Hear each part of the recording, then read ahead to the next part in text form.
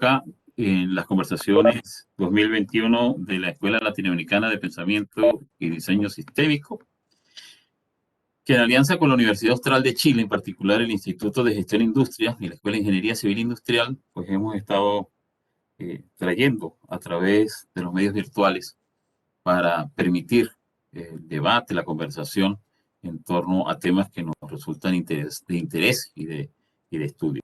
En esta oportunidad estaremos escuchando a Ramsés Fuenmayor en la segunda parte de su conversación titulada La originalidad del pensamiento de Humberto Maturana.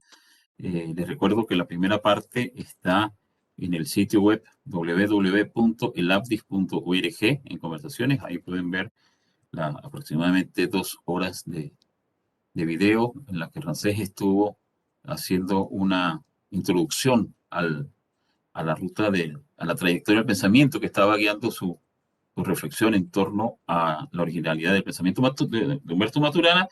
Y pues bien, sin mayores preámbulos, Ramsés, la escena es tuya. Les recuerdo a las personas que las preguntas, por favor, a lo largo de la presentación de Ramsés, si son que deban ser de aclaratoria, ¿sí? Luego, para el debate, lo dejamos para el cierre de la sesión, cuando Ramsés haya culminado su presentación. Sin mayores preámbulos, por favor, Ramsés, adelante.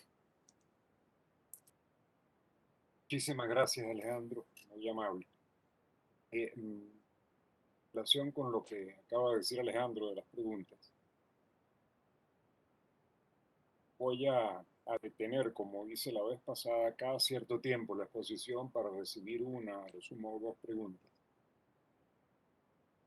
Pero les pediría que por favor esas preguntas se las envíen a Alejandro por escrito, de manera tal que él simplemente las lea y de ese modo ahorrar tiempo. Los molesto con esa petición porque es larga la exposición y trato de evitar que nos lleve demasiado tiempo. Muy bien, vamos a comenzar.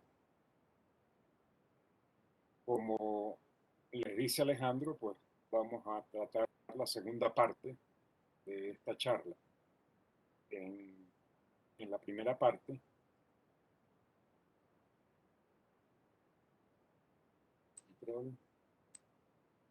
Disculpa, Ramsés, un momentico. Miguel, por favor, si les puedes dar acceso a las personas que que están ingresando. Gracias. Sí, no tendrían que tener. Adelante, Ramsés. yo no sé por qué no logro cambiar la diapositiva. Sí, es que no puedo tener. Ya veo. Bueno, primero les pido disculpas porque hubo una cierta demora entre la primera parte y la segunda parte. Se debió a que rompí 2 tendones, músculos del hombro. Tuve que ser intervenido quirúrgicamente y eso ha demorado el asunto. Tengo el brazo aún inmovilizado, pero ya estamos entonces en la segunda parte. Lamentablemente, no con mucho aviso previo, también por culpa mía, yo le dije a Alejandro ya un poquito tarde. En la primera parte, nosotros tratamos fundamentalmente el tema de qué es lo que estoy considerando un pensamiento original. Y la idea de un pensamiento original, en cierta forma, sirve como guía primaria hermenéutica, guía primaria interpretativa, para interpretar el pensamiento de Maturana. Allí hay elementos que ya están sentando el escenario de lo que quiero buscar en la obra de Maturana. Eso que quiero buscar en la obra de Maturana no es fácil. Maturana tiene un lenguaje en los textos realmente rigurosos, un lenguaje difícil, y llega a niveles de un pensamiento que podríamos calificar como filosófico, pero yo preferiría oír en esa palabra de filosófico y de filosofía el origen griego de la palabra, es decir, de amor al saber, por razones que los que estuvieron en esa primera parte creo que pueden entender, que precisamente estoy buscando y estoy admirando en Maturana un pensamiento que no simplemente sigue los carriles de una disciplina particular, que no simplemente se mantiene publicando, haciendo publicaciones para avanzar en un campo muy detallado, sino que deja libre su pensamiento, su curiosidad y es su curiosidad y la naturalidad y libertad de su pensamiento lo que lo guía. Entonces, en esta segunda parte vamos a ver ya el asunto de la originalidad en el meollo de la antropistemología de Maturana. Y esto quiere decir en el meollo de ese pensamiento filosófico de Maturana que va más allá, aunque parte y se mantiene de la biología, del Maturana biólogo, va mucho más allá de ese nivel. Quisiera mostrar un epígrafe que, como vamos a ver al final, lo vamos a retomar al final, pretendo yo que resuma en cierta forma, que crípticamente resuma el sentido de lo que quiero decir. Una primera parte de ese epígrafe es una frase con la que termina Heidegger su famoso artículo sobre la tecnología, pregunta por la tecnología. Termina allí diciendo, el preguntar es la piedad, es la traducción literal del alemán, la piedad del pensamiento. Yo prefiero, dentro del contexto no solamente de ese escrito, sino del pensamiento de Heidegger, yo preferiría decir, el preguntar es la sublimación del pensamiento. Y el preguntar es la sublimación del pensamiento porque el pensamiento auténtico, el pensamiento original, no se conforma con resultados, no se conforma con certezas provisionales. El pensamiento original está movido por la pasión del preguntar, precisamente por la curiosidad. Y la segunda parte del epígrafe nos dice que somos lo que hemos sido. Ya veremos cómo se reúne eso. Recordemos primero la primera parte, el esquema que hice para esa primera parte. Allí había usado la pequeña estrategia retórica de imaginar el título de la charla en general, la originalidad del pensamiento de Humberto Maturana, visto desde el contexto interpretativo de la sistemología interpretativa. Y luego analizando, separando ese artículo, los aspectos fundamentales, entonces mostraba que tenemos, por una parte, la idea de originalidad, que la tratamos en la primera parte de la charla. Tenemos la idea del pensamiento de Humberto Maturana, en particular su epistemología del observar. Y finalmente tenemos ese contexto interpretativo que no estamos haciendo explícito, raramente lo comentamos, pero que está allí implícitamente siendo el punto de mira, el contexto a partir del cual estamos viendo la originalidad del pensamiento de Humberto Maturana. Lo mostraba la vez pasada en una analogía pictórica, en una metáfora pictórica. Por una parte, la idea de la originalidad allí en el pensamiento de Humberto Maturana, la interpretación de ese asunto desde el punto de vista de la sistemología interpretativa y finalmente lo que vamos a ver en esta segunda parte, que es el meollo de el pensamiento de Humberto Maturana, pero atendiendo precisamente a su originalidad. Y para terminar este apretadísimo repaso, voy a recordar el epígrafe de esa primera parte, que es una cita de El mundo como voluntad y representación de Schopenhauer, en la que trataba de poner de manifiesto uno de los aspectos importantes de lo que creo original en el pensamiento de Maturana. Y básicamente, Maturana refiriéndose al Taumesein de Platón, en el que Platón describe ese auténtico sentimiento filosófico como asombro. Él dice, en los auténticos, es decir, Schopenhauer, con su acidez acostumbrada, menciona que hay filósofos auténticos y unos no muy auténticos. En los auténticos, dice, la perplejidad, el asombro, surge de su vivencia en el mundo, mientras que en los inauténticos solo surge de los libros, de conceptos ya elaborados previamente. Ustedes recordarán que usé algunas especies de caricaturas para tratar de mostrar esa diferencia entre la tarea de estar vinculando conceptos, tratando de sacar, de hacer comparaciones, etcétera, con la más libre del pensamiento que caracteriza, a mi modo de ver, el pensamiento de Humberto Maturana.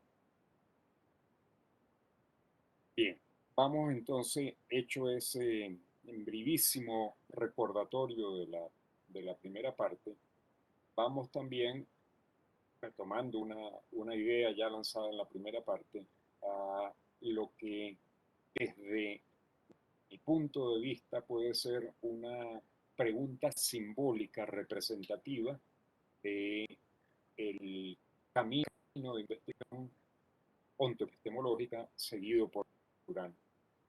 Y esa pregunta él mismo la ha expresado en charlas, en diferentes momentos, y creo que es una pregunta sumamente interesante que aparece allí, de cierta forma, al inicio del camino. No diríamos del inicio propiamente, del que vamos a hablar más adelante, el inicio como simple biólogo, como biólogo especializado, sino el inicio como lo que yo voy a llamar biólogo epistemólogo. La pregunta, ustedes recordarán, como pregunta inicial, es ¿qué ocurrió al comienzo de la vida? Que hoy puedo preguntar qué ocurrió al comienzo de la vida. Como les mencionaba la vez pasada, es una pregunta sumamente interesante, una pregunta genial de Durana. La pregunta, lógicamente, interroga por sí misma. Y en este caso, interroga por su origen, pero por su origen en un tiempo muy remoto. ¿Qué ocurrió al comienzo de la vida? Que hoy este ser humano que está aquí, Día Maturana, que se está preguntando qué ocurrió al comienzo de la vida, que permite que hoy puedo preguntar qué ocurrió al comienzo de la vida.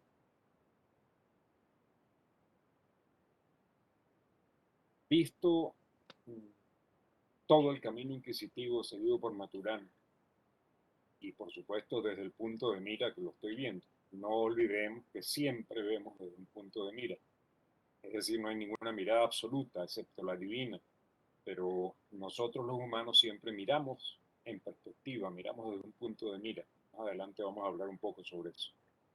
Entonces, repito, visto todo el camino inquisitivo seguido por Maturana, creemos que esta pregunta inicial de Maturana se transformaría y daría lugar a una forma emergente e implícita en la cúspide del camino.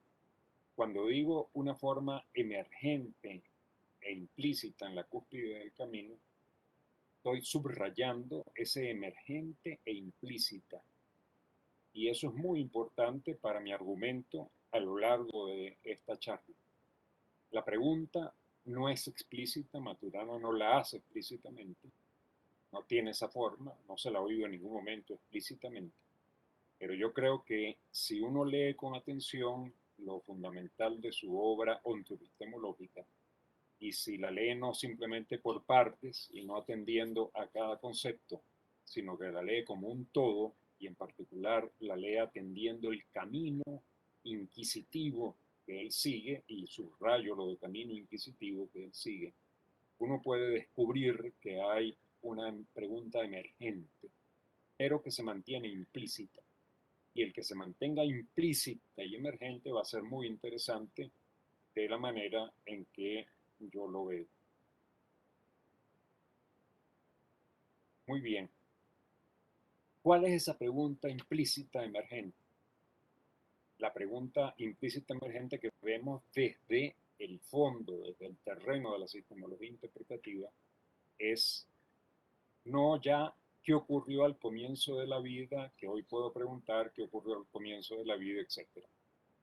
La pregunta implícita emergente, y a ver si logramos notar la diferencia, es ¿qué está ocurriendo?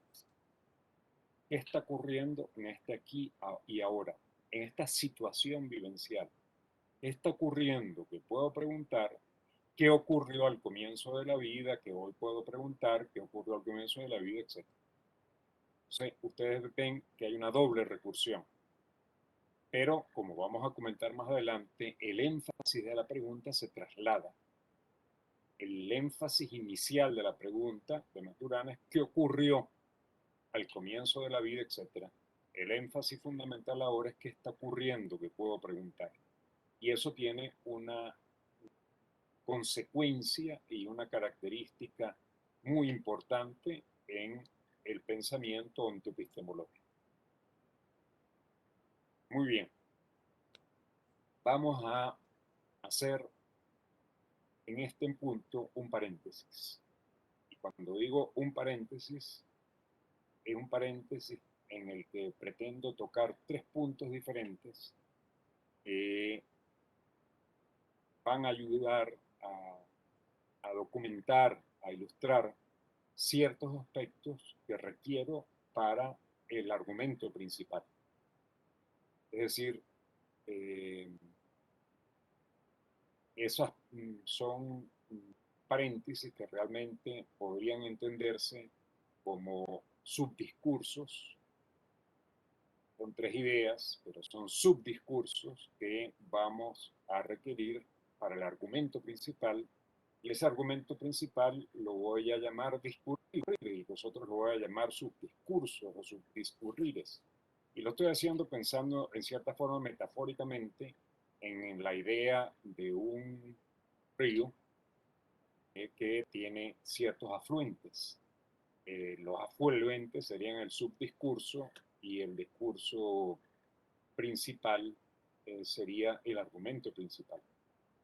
Y vamos entonces a continuación a hablar de esos tres subdiscursos. Permítanme, y disculpen el abuso, quisiera hacer un paréntesis dentro del paréntesis. Y el paréntesis lo hago especialmente pensando en los jóvenes que nos puedan acompañar, jóvenes estudiantes, y tal vez en algunas otras personas que, que tienen, no, son especializados en otros campos, no se han introducido mucho en el pensamiento epistemológico, filosófico. Y es algo que es importante en esto.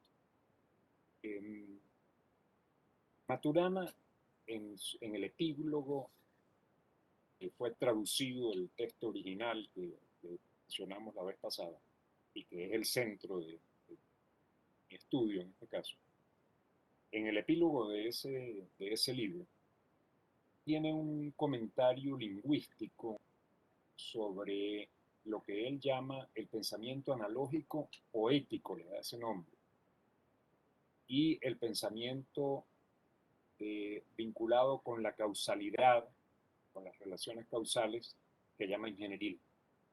Y el comentario es muy interesante y me parece que es importante, que viene al caso en relación con la comprensión de todo este asunto. Él dice que el pensamiento analógico, que es el pensamiento metafórico, pensamiento que sistemáticamente está pensando en términos analógicos, pero que no necesariamente se da cuenta de eso, es un pensamiento básico del ser humano. Y que ese pensamiento básico del ser humano puede sustentar un pensamiento, el pensamiento de la causalidad, el pensamiento que llama ingeniería. Pero que no lo dice esto que voy a decir expresamente, pero que pueden llegar momentos históricos en los cuales el pensamiento de la causalidad se olvida de su fundamento analógico, y entonces trata de quedarse solo, de reducirse a ese pensamiento vinculado con la causalidad que llama pensamiento general, repito, y que es característico de buena parte de la ciencia y, por supuesto, de la tecnología, de la ingeniería, etc. A él juzga como una reducción eso, efectivamente, como un empobrecimiento, y invoca el pensamiento analógico. Pero el pensamiento analógico que llama poético, pensamiento que creo yo que caracteriza bien esa libertad y naturalidad de su propio pensamiento, porque es un pensamiento que no quiere simplemente sostenerse en el juego ese de los conceptos, que quiere ir libremente en pos de la pregunta. Bueno, ese es un pensamiento que intenta intuir, Joaquín, en un sentido probablemente un poco diferente del que mencionaba Spinoza antes de comenzar, que es el sentido más bien kantiano de la experiencia inmediata, que busca pensar luego esa experiencia inmediata. Es decir, yo miro, por ejemplo, esa fotografía del río allí y, y entonces lo intuyo y reflexiono sobre lo que estoy intuyendo, pero no necesariamente sobre conceptos que se han elaborado sobre eso. El poder intuir y reflexionar inmediatamente es una característica, nos dice Maturana, propia del ser humano, pero lamentablemente la perdemos. Y la perdemos por el modo de escolarizarnos actualmente. Y entonces evitamos esa posibilidad y tendemos a enredarnos, porque tendemos a lo que puede ser entendido de manera más natural, tal vez más infantil, entenderla de manera muy complicada. En lo que viene, yo voy a tratar una serie de términos que no deben asustar, porque quiero tratar de explicar eso que nombran esos términos, y lo quisiera hacer pidiéndole que acudan a su intuición, que no se asusten con las palabras y que sigan un curso que estoy tratando de que sea muy metafórico, precisamente que le rinda honor a esa idea del pensamiento analógico de Maturana, para poder seguir el pensamiento de Maturana. Bueno, ese, disculpen ustedes, un paréntesis dentro del paréntesis. Vamos con el primero de esos subdiscursos, el primero de esos afluentes del argumento principal. Ese es ciertas definiciones sobre mi uso de algunos términos. El segundo subdiscurso es una brevísima explicación de las ontologías fundadas en la dependencia ontológica y ontologías fundadas en la independencia ontológica, que como vamos a ver, Maturana las llama ontologías constitutivas y ontologías trascendentales. Y finalmente un tercer subdiscurso que es lo que llamo la transformación recursiva entre Maturana y su preguntar. Vayamos con el primer subdiscurso, las definiciones sobre mi uso de algunos términos. Primera definición, la de ontología. Ontología lo defino allí como el tratado sobre la condición de ser de lo que se presenta ante nosotros. Y, para acercarme al lenguaje maturaniano, de lo que se distingue una distinción.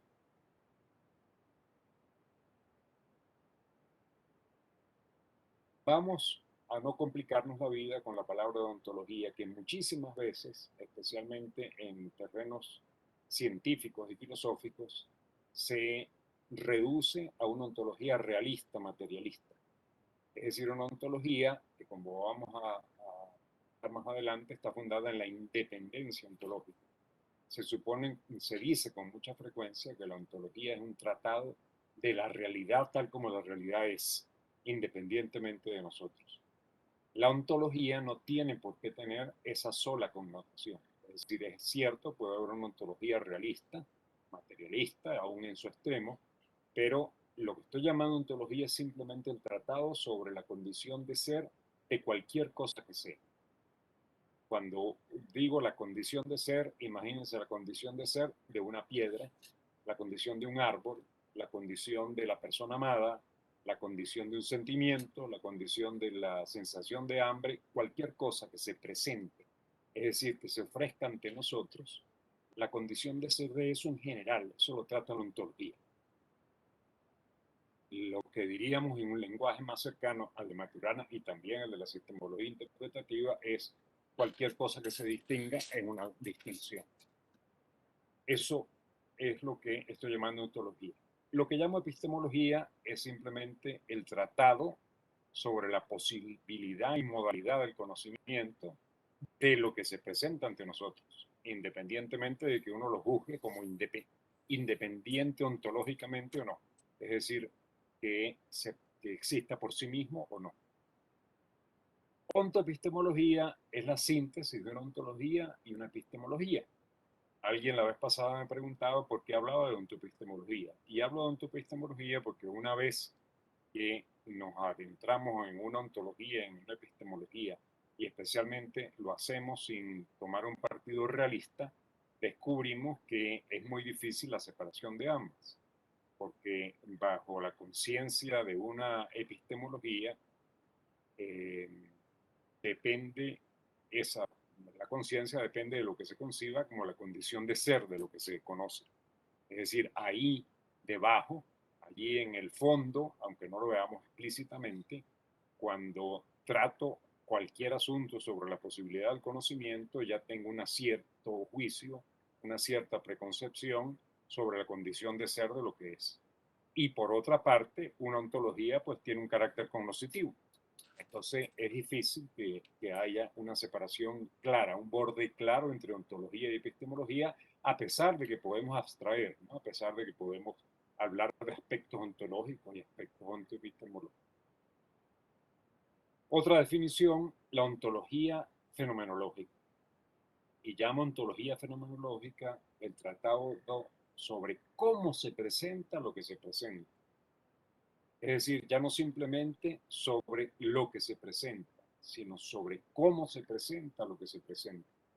Y en cierta forma eso es equivalente a el tratado sobre la presencia de lo que se hace presente.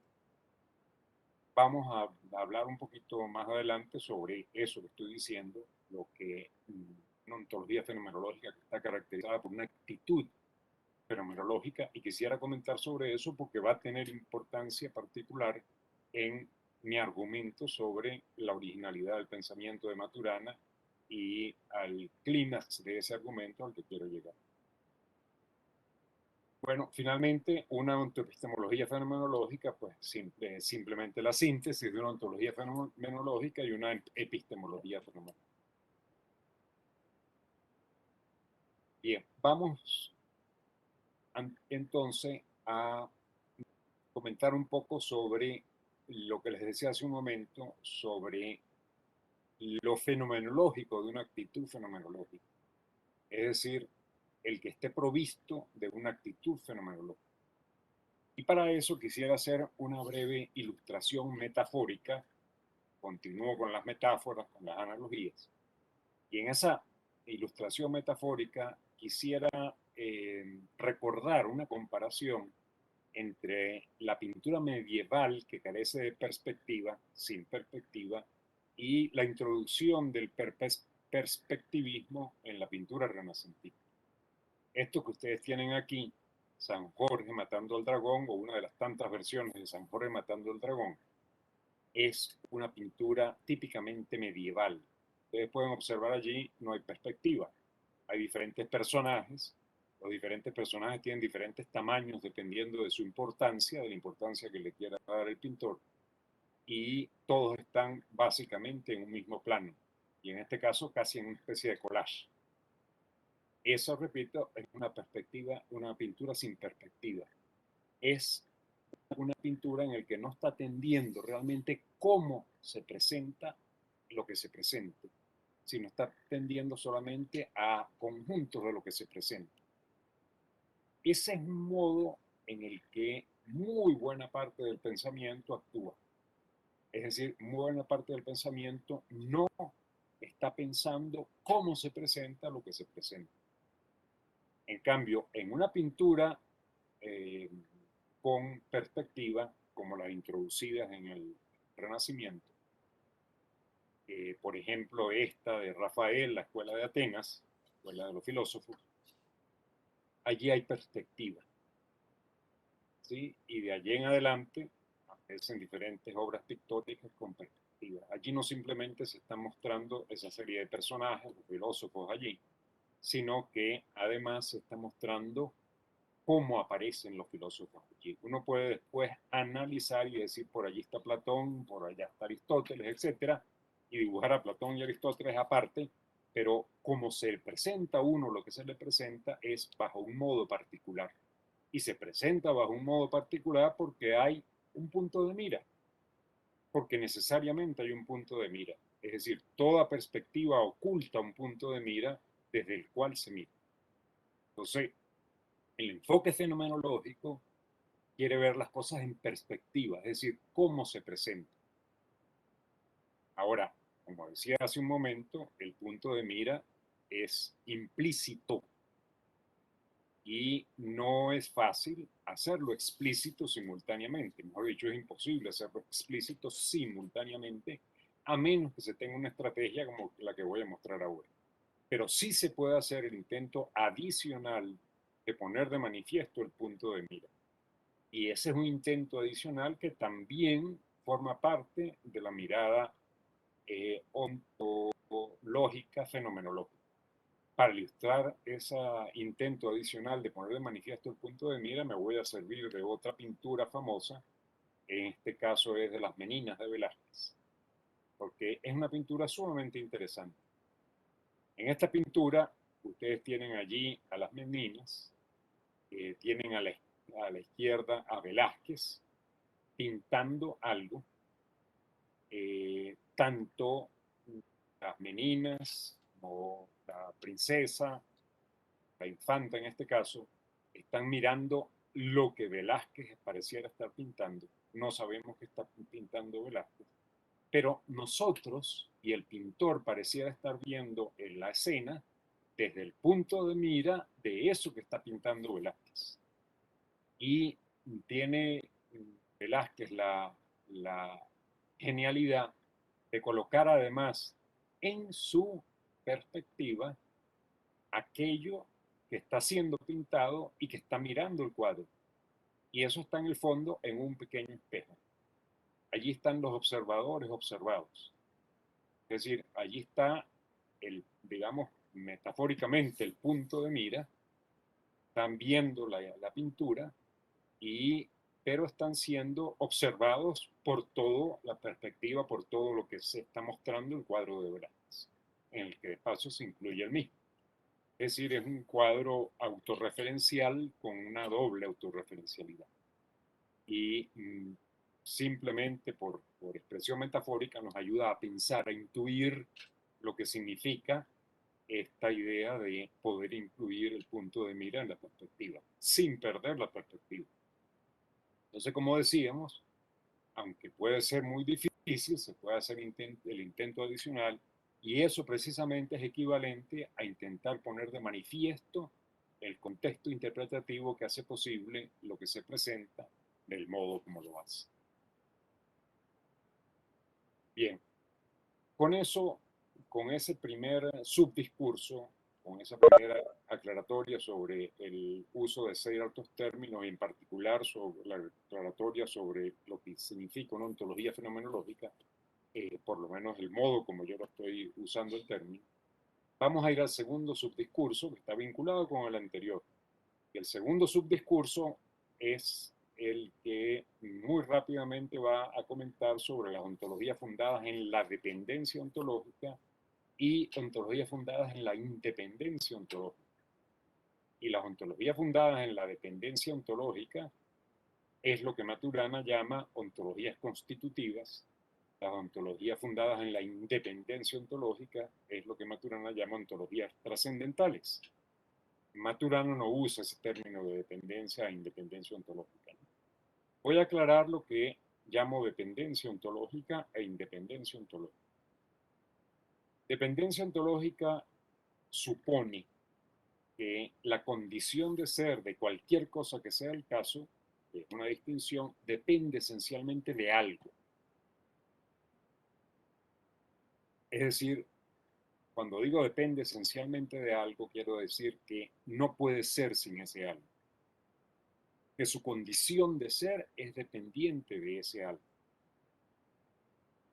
Y ese algo lo podríamos imaginar también un tanto metafóricamente como un fondo indistinguible.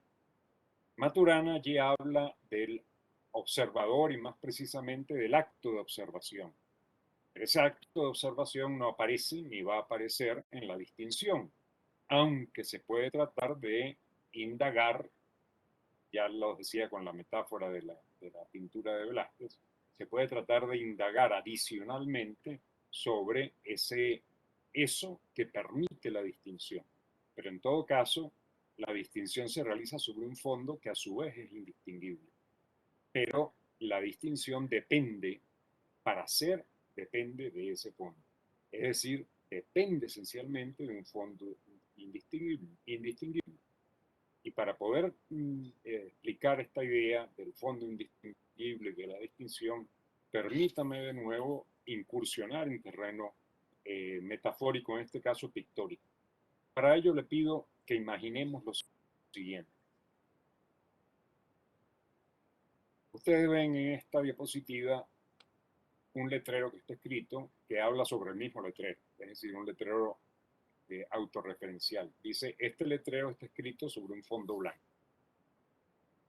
Yo quisiera que imagináramos el fondo blanco y que imagináramos dos asuntos. Primero, que escribiéramos el letrero sin disponer de un fondo sobre el cual escribir. Es decir, cuando escribimos el letrero allí en el computador o escribimos el letrero en un papel, tenemos un fondo donde aparece, porque si no, no aparece. Pero supónganse que dibujan con la mano el letrero en el aire. Lo que se ven son movimientos de una mano con una pluma tal vez en la mano, pero no aparece ningún letrero. Entonces, si uno escribiera el letrero sin disponer de un fondo, el letrero no es letrero, es otra cosa. Por otra parte, ahora imaginemos que solo tenemos un fondo blanco, sin ninguna marca, y que se prolonga en todas sus dimensiones hacia el infinito. Es decir, imaginemos que eso que tienen ustedes ante la mirada es un fondo blanco, pero no que tiene un límite, como ustedes lo pueden ver, sino que se prolonga indefinidamente en todas las direcciones. Entonces, al prolongarse indefinidamente en todas las direcciones, pues simplemente no hay un fondo. Desaparece el fondo. Ahora vamos a hacer una marca, vamos a hacer una marca, como dice Spencer Brown, dicho sea de paso, del cual tanto Maturana y Varela se inspiran para la idea de distinción en su libro Leyes de la Forma, y separadamente la sistemología interpretativa también lo hizo, sin conocerse mutuamente, pero sí conociendo leyes de la forma. Entonces, repito, imaginemos ahora en ese fondo blanco infinito que hacemos un dibujo. Y ese dibujo es una distinción. Se distinguió algo sobre el fondo indistinguible. Tiene un letrero allí el fondo indistinguible, tiene un letrero a distinción, para llamarlo, pero supongan ustedes que no están los letreros, tenemos la distinción y tenemos el fondo que no es distinguible porque no aparece ante nosotros, pero gracias al fondo, y esto es fundamental, aparece la figura. Es decir, gracias al fondo aparece la distinción. La distinción depende esencialmente del fondo para ella poder ser. Eso lo ilustró muy claramente la escuela Gestalt con figuras como esta. De nuevo, si ustedes imaginan el fondo blanco que se prolonga hasta el infinito, ustedes podrían, cuando se ve por primera vez esto, algunas personas miran una copa y otras personas ven una cara o ven un par de caras enfrentadas. Difícilmente ven las dos simultáneamente. Uno puede luego aprender a ver ambas simultáneamente o casi simultáneamente, pero normalmente una es fondo de la otra. Aquellas personas que ven la cara no ven el fondo negro, es decir, lo ven como fondo, pero no ven ninguna copa. Y las personas que ven la copa no ven el fondo blanco.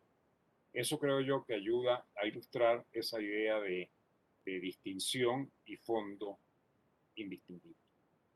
Bueno, la dependencia ontológica es la dependencia de la condición de ser de lo que se presenta de algo, de un fondo indistinguible, que desde el punto de vista de Maturana es el acto de distinción que se opera en el observador. La noción de independencia ontológica es la propia precisamente del realismo, del naturalismo. Y la idea es que la condición de ser de lo que está allí, de lo que se ofrece, es independiente.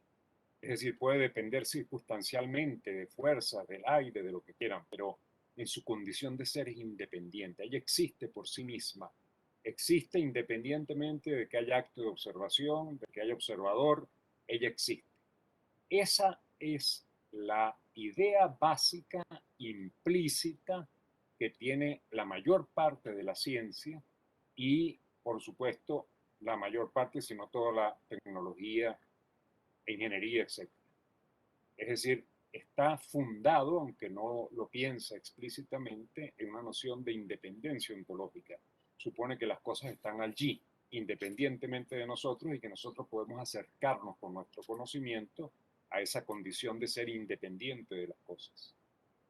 Entonces, como digo, la condición de ser de lo que sea el caso, distinción no depende esencialmente de nada. Es decir, existe por sí mismo. Y eso es lo que en filosofía se llama la cosa en sí, en una de sus connotaciones. Es decir, es una cosa en sí, independiente. Bueno, la independencia ontológica, entonces, es la noción básica de lo que en filosofía se llama a veces realismo, a veces materialismo, a veces se llama realismo-materialismo, de lo que Maturana llama ontologías trascendentales y de la mayor parte del pensamiento científico. Yo excluiría de esa mayor parte del pensamiento científico las nuevas teorías cuánticas y lo que pueda haber en el fondo de esas teorías cuánticas, que creo que ya se sale de esto, porque descubre la imposibilidad de la observación de lo observado sin la observación. Bueno, esa es la independencia ontológica. Decíamos, la dependencia ontológica, que es la antítesis de la independencia ontológica, sería la noción básica del idealismo, de que arranca el idealismo con Kant y un poquito después de Kant en la filosofía, de las ontologías constitutivas de Maturana, que Maturana defiende y defiende a capa y espada contra lo que llama ontologías trascendentales, y de algunas pocas corrientes del pensamiento científico y también de la modalidad de ciencia propuesta por Maturana. Porque Maturana propone una modalidad de ciencia fundada en su criterio de aceptación de las explicaciones científicas o de validación de las explicaciones científicas, que es una modalidad que trata de adaptarse a la idea de una ontología constitutiva. Bien, vamos con el tercer subdiscurso, la transformación recursiva entre Maturana y su preguntar. Maturana está guiado, como creo que está guiado alguien con un pensamiento auténtico, original, natural, permítame llamarlo así, guiado por el preguntar, afanado por la curiosidad, por el preguntar, que lo va llevando por un camino inquisitivo.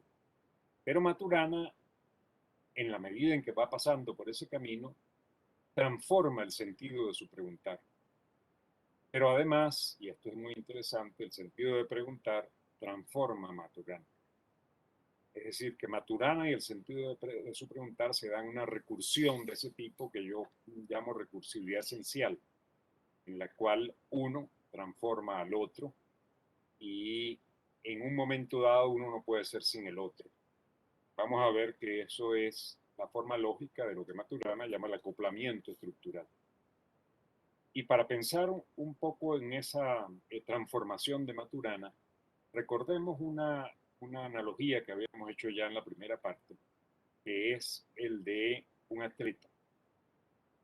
un atleta como ese jugador de fútbol que aparece allí o como esa gimnasta haciendo esa acrobacia imposible para buena parte de los humanos, en un momento dado, no necesariamente con entrenamiento, ellos hacen lo que hacen gracias a un proceso de entrenamiento. Y ese proceso de entrenamiento los transformó de manera tal que ese jugador de fútbol puede hacer eso y que esta gimnasta puede hacer esto y que tantos otros atletas hacen ese tipo de cosas que hemos visto en las Olimpiadas actualmente y que simplemente son asombrosas y que son producto de un proceso de entrenamiento. Pero ese proceso de entrenamiento es un proceso de transformación. Esa gimnasta que está allí cuando comenzó su proceso de entrenamiento, probablemente desde muy niña, era algo diferente de lo que se convirtió después, por lo menos corporalmente. Ahora, no solamente corporalmente se realiza un proceso de entrenamiento, y pienso que efectivamente Maturana, a lo largo de su camino inquisitivo, se va transformando. Se va transformando, y voy a usar un recurso retórico, se va transformando desde lo que voy a llamar el Maturana biólogo. El Maturana biólogo poco a poco va a dar lugar a lo que voy a llamar el Maturana biólogo epistemólogo, que es precisamente el que hace aquella pregunta que digo que es pregunta inicial de su preguntario epistemológico. Y el Maturana biólogo epistemólogo se convierte finalmente en el Maturana biólogo epistemólogo ontólogo. Y todo eso se da precisamente en ese proceso recursivo que se dan entre Maturana y el sentido de su preguntar. Vamos a ilustrar ese proceso recursivo también con una metáfora pictórica que ya usamos, charla pasada, y que nos permite, pienso yo, intuirlo mejor.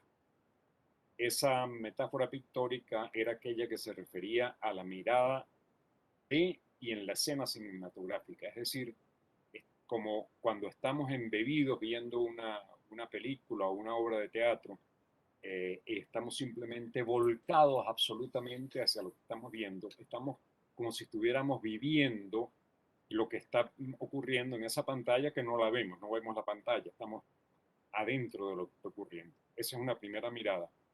Una segunda mirada es una mirada desde el punto de mira del camarógrafo. Hasta allí llegamos la vez pasada. Es decir, supóngase el camarógrafo que ve la punta de su cámara, pero que ve también el estudio y ve lo que está filmando. Y finalmente la mirada desde detrás del ambiente de filmación. Son tres etapas de alejamiento, tres perspectivas diferentes. La primera perspectiva es esa, la escena que estamos viendo en un cierto filme, en una cierta película, estamos viendo esa escena ahí en un metro.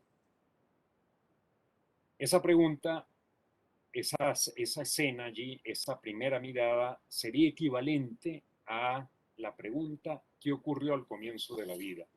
Es decir, la pregunta del Maturana biólogo, que se pregunta qué ocurrió al comienzo de la vida. Ese es el Maturana biólogo. Todavía no el Maturana biólogo epistemólogo. Pasemos a una segunda mirada. La segunda mirada es la mirada del camarógrafo. El camarógrafo ve el montaje que tienen allí en el estudio para poder tomar esa escena que no tiene nada que ver con la escena como la veríamos realmente dentro de el tren de un metro, el subway. Está a la punta de su cámara allí y está viendo el estudio. Esa es la segunda mirada. Y esa segunda mirada es equivalente a la mirada del Maturana biólogo epistemólogo, que ocurrió al comienzo de la vida, que hoy puedo preguntar qué ocurrió al comienzo de la vida. El epistemólogo que surge allí está preguntando por la posibilidad del conocimiento, por la posibilidad de la pregunta. Entonces, repito, esa es la pregunta del Maturana biólogo epistemólogo. Y finalmente, la mirada que va más atrás aún. Y esa mirada que va más atrás aún es la del Maturana biólogo epistemólogo ontólogo. Es la mirada que está detrás del camarógrafo. Es la mirada que tal vez está detrás del estudio de filmación. Esa mirada está mirando al camarógrafo, al estudio, está mirando lo que mira el camarógrafo y finalmente está mirando la escena. Obviamente la está mirando de manera un tanto diferente a como la vemos cuando estamos embebidos en la escena. Entonces, digo allí que de este modo de mirar, de este modo de pensar, actuar, porque generalmente el mirar es un actuar también, de este modo de pensar, actuar, surge un nuevo sentido del preguntar. Sin embargo, y ese punto es muy importante, ese nuevo sentido de preguntar se mantiene implícito. Y ese sentido nuevo del preguntar es un sentido fenomenológico del preguntar, que se mantiene allí, que está allí presente en la obra de Maturana, pero que no termina de radicalizarse, no termina de plantearse plenamente. Y vamos a ver luego poco a poco por qué. Y ese es el que equivale a la pregunta implícita emergente que mencioné antes. ¿Qué está ocurriendo? ¿Qué pregunto? ¿Qué ocurrió al comienzo de la vida? Que hoy puedo preguntar qué ocurrió al comienzo de la vida. Esa es la pregunta entonces del Maturana,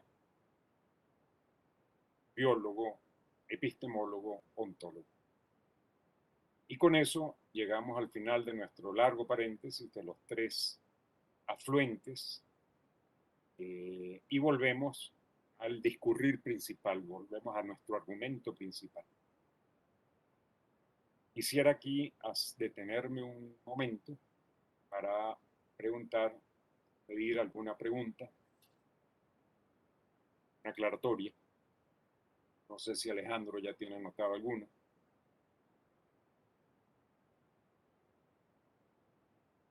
No hay ninguna por ahora. Muy claro, gracias. Muchas gracias. Bien, entonces creo que continúo. Vuelvo a la pregunta implícita emergente, es decir, retomo el hilo principal, el argumento principal de la charla con la pregunta implícita emergente. Por cierto, les pido, especialmente, lo digo en relación con personas menos iniciadas en estas lides académicas, que traten de atender más que cada parte, cada pedazo, traten de entender el discurso. Es decir, el discurrir del discurso, el caminar que voy llevando en el argumento que pretendo plantear. Y como les trataba de mostrar, ese discurso tiene afluentes, que son esas aclaratorias, pero voy llevando un hilo conductor que me lleva hasta el final de lo que quiero decir.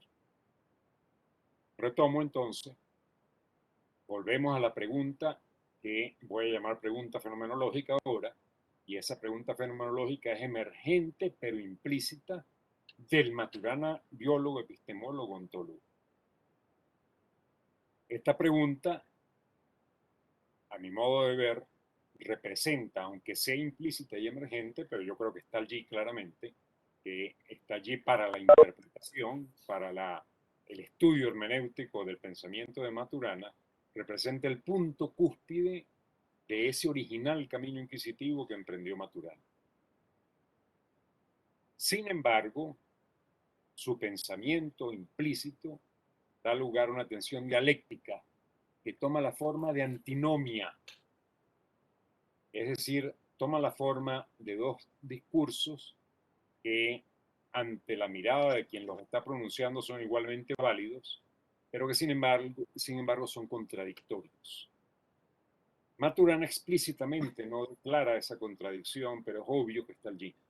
Es obvio que le preocupa, es obvio que es una fuerza que lo mueve, y ese punto va a ser muy importante para mi argumento a favor de la originalidad del pensamiento de Maturana. Hay una tensión, hay una fuerza, como vamos a mostrar más adelante, que está moviendo ese pensamiento, que lo agita, que lo dinamiza, que no hace que simplemente se estanque en resultados, que no se conforme. ¿Por qué? ¿Por qué su permanencia implícita da lugar a una tensión dialéctica que toma la forma de una antinomia?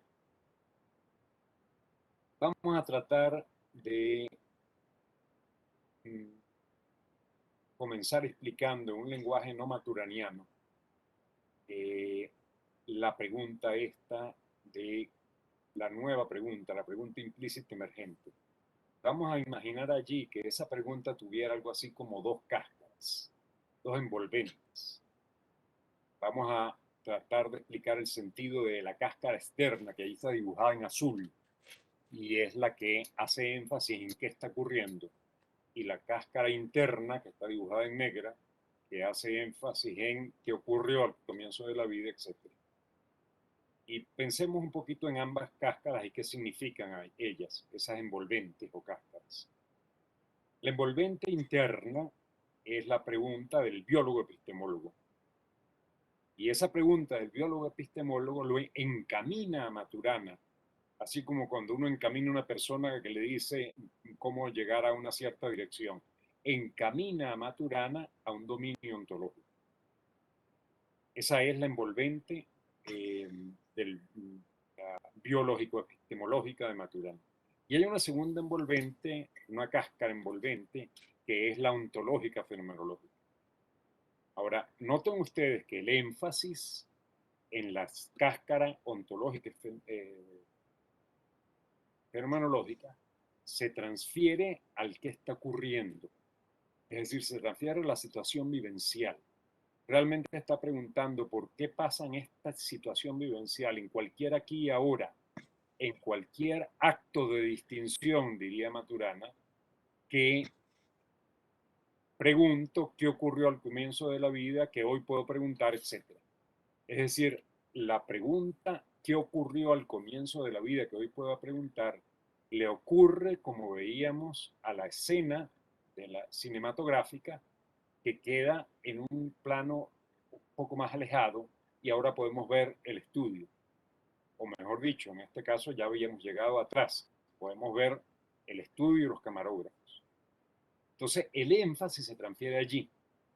Se transfiere, insisto, a la situación vivencial, a cada situación vivencial, a cada acto de distinción. Ahora, esa transferencia implica que la pregunta esa, la pregunta del biólogo epistemólogo, o mejor dicho, la del biólogo simplemente y la del biólogo epistemólogo también, palidece en su particularidad. Es decir, que puede ser esa pregunta o cualquier otra. Y por otra parte, podría no ser una pregunta. Es decir, que realmente está preguntando básicamente por la situación vivencial, por la constitución de la situación vivencial, y allí podría aparecer la pregunta del biólogo epistemólogo o la pregunta del biólogo solamente. Entonces, el hecho de que la pregunta del biólogo epistemólogo palidezca en su particularidad está presente, está allí vital, está allí palpitando en la obra de Maturana. Sin embargo, Maturana se resiste a permitir que palidezca la pregunta y al resistirse a permitir que palidezca la pregunta, la mantiene viva, la insisten en ella, entonces, en cierta forma, mantiene implícita la pregunta emergente, la pregunta fenomenológica ontológica. ¿Por qué? Bueno, el por qué de esa pregunta es el mismo porqué de la pregunta que habíamos hecho antes de por qué la permanencia implícita da lugar a una tensión dialéctica, a una antinomia. Es decir, hacemos la pregunta esa, ¿por qué? A pesar de por qué la pregunta fenomenológica simplemente se mantiene como implícita y de esa manera da lugar a una forma antinómica que también la podríamos formular de la siguiente forma: ¿por qué el maturano biólogo, epistemólogo, ontólogo se resiste a dejar de lado su preguntar de biólogo a pesar de que da lugar a una tensión dialéctica que toma forma de una antinomia? ¿Por qué? Bueno, para entender ese asunto, para entender por qué Maturana pareciera mantener una especie de contradicción que toma la forma de antinomia y el sentido de esa contradicción, necesitamos ahora repasar un poco más de cerca esa evolución del pensamiento de Maturana. Y la necesitamos repasar yendo a ciertos detalles que por los que vamos a transcurrir. Voy a tomar algunos textos originales para leerlos, para ver el testigo de lo que estoy diciendo en esto que viene. Me detengo un momento para saber si hay alguna pregunta, un comentario. No por ahora, entonces. Bien, yo no sé, llevamos 1 hora. No sé si me parece bien, Alejandro, detenernos unos 5 minutos como para descansar un momento y tanto ustedes como yo, y luego continuar dentro de unos 5 minutos. De esa manera podemos ventilar un poquito nuestras neuronas y lograr y seguir el argumento. Está bien, entonces. Vale, 5 minuticos. Nos vemos entonces a las 11:36. Muy bien. Miguel, por favor, entonces detienes un momento la grabación. Estoy por acá. Continuamos entonces. Sí. Le pido por favor a Miguel que continúe la grabación. Ya está. Bien. No sé si apareció alguna pregunta, Alejandro.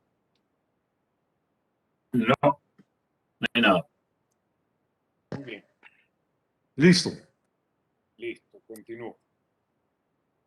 Entonces, decía que vamos a hacer una rápida revisión de los hitos, diría yo, de ciertos hitos que marcan ese devenir del pensamiento de Maturana. Y vamos a comenzar con el Maturana biólogo.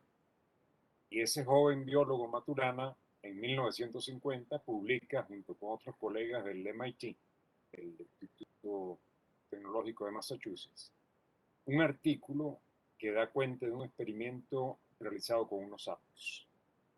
Y vamos a ver el modo como textualmente describen el experimento Maturana y Varela en el árbol del conocimiento. Dice Maturana y Varela: el animal se orienta a la presa, es decir, el sapo que va a cazar un insecto, una mosca, se orienta hacia la presa, tira la lengua larga y pegajosa y al retraerla con la presa adherida a ella, la engulle con rapidez. En esto la conducta del sapo es notoriamente precisa y el observador, y es muy importante la conciencia y presencia del observador, y el observador ve que la dirección en que lanza su lengua siempre apunta hacia la presa. Y luego dicen, una vez explicando qué es lo que ocurre con el reptil o con el sapo en este caso y la presa, dicen Maturana y Varela, dice: con pulso de cirujano se corta el borde del ojo respetando el nervio óptico y se rota en 180 grados. Y digo yo, eso que muy probablemente, o eso que observó Grana en ese momento, muy probablemente fue un hito fundamental en el camino inquisitivo seguido por el biólogo Maturana hacia la reflexión antropistemológica. Y a continuación, Varela y Maturana describen lo que ocurre. Y lo leo rápidamente, me parece que vale la pena leer el texto. Dice: tomemos ahora nuestro sapo experimento y le mostramos un gusano cuidando de cubrir su ojo rotado. La lengua sale y vemos que hace un blanco perfecto. Está cubriendo el ojo que fue rotado, es decir, el ojo que fue intervenido quirúrgicamente. Ahora van a repetir el experimento, esta vez cubriendo el ojo normal, es decir, está viendo por el ojo que fue rotado. En este caso, vemos que el animal tira la lengua con una desviación exacta de 180 grados. Es decir, si la presa está abajo y al frente del animal, este gira y tira la lengua a lo que era atrás y arriba. Y cada vez que repite el experimento ocurre eso. El animal salta un poquito, el animal lanza su lengua como si la zona de la retina donde se forma la imagen de la presa estuviera en su posición normal. Este experimento, dicen después, como muchos otros que se han realizado desde los años 50, ya ese es el Maturana y el Varela del árbol del conocimiento, puede ser visto como evidencia directa de que el operar del sistema nervioso es expresión de su conectividad o estructura de conexiones y que la conducta surge según el modo como se establecen en él sus relaciones de actividad interna.